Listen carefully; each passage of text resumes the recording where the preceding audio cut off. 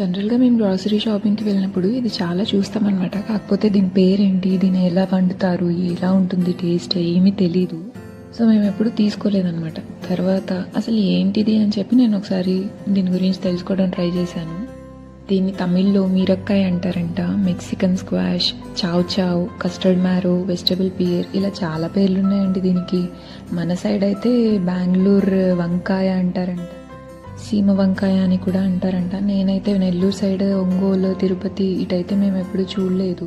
మీకు ఒకవేళ దొరికేటైతే ఖచ్చితంగా మీ డైలీ రొటీన్లో ఇది ఇంక్లూడ్ చేసుకోండి. చాలా మంచిదండి హెల్త్కి.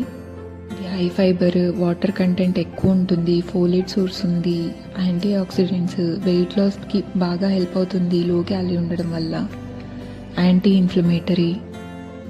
ఇంకా ఇది ఒకవేళ క్యాన్సర్ ఉంటే క్యాన్సర్ సెల్స్ గ్రోత్ని కూడా స్టాప్ చేస్తుందంట, షుగర్ లెవెల్స్ని తగ్గిస్తుంది, వెయిట్ గెయిన్ని తగ్గిస్తుంది, అల్సర్ ఫార్మేషన్స్ని తగ్గిస్తుంది, వెసెల్స్లో కొలెస్ట్రాల్ డిపాజిషన్స్ని కూడా తగ్గిస్తుందంట.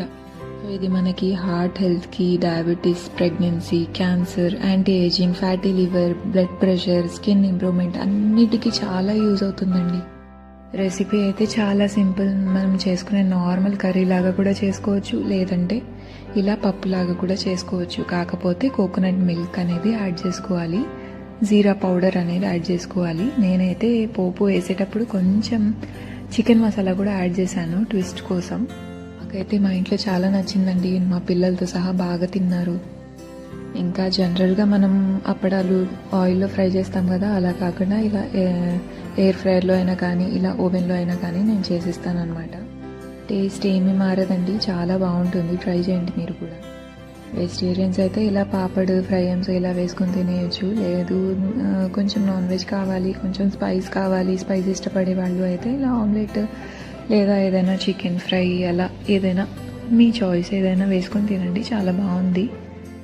ఒకవేళ మీ ప్లేస్లో ఇది జనరల్గా దొరికే వెజిటబులే అయితే మీ సైడ్ ఆ పేరు ఏది ఉందో నా కామెంట్స్లో చెప్పండి.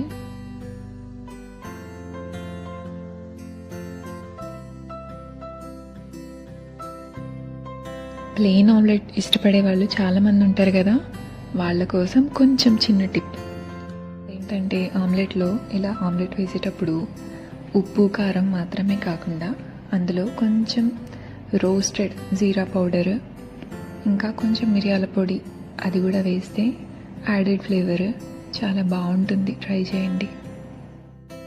సో ఈరోజు మీకు ఈ చావ్ చావ్ కూటు లేదా సీమ వంకాయ పప్పు లేదా బెంగళూరు వంకాయ పప్పు మీకు ఎలా నచ్చిందో నాకు కామెంట్స్లో చెప్పండి. లైక్ చేయండి, షేర్ చేయండి, సబ్స్క్రైబ్ చేసుకోవడం మాత్రం మర్చిపోవద్దు.